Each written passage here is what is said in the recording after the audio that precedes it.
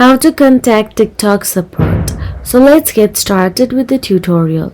First of all you have to do is open the TikTok app on your mobile device and just make sure that you are logged into your TikTok account. Once in there, just make sure that you are inside your TikTok profile. Tap on the profile icon at the bottom right corner of your screen. Then once you are in TikTok profile, tap on the three lines at the top right corner of your screen again. Then you will get to see the settings and privacy option available there.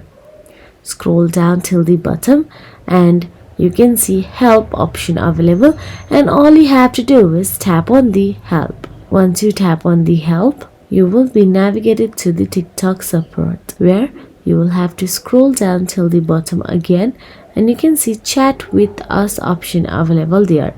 All you have to do is tap on it. Now simply write down what you are facing problem with and it will be solved within a minute, because this is a bot of the TikTok. But if it does not solve, then you can ask for the report a problem form from the TikTok bot and they will provide you one.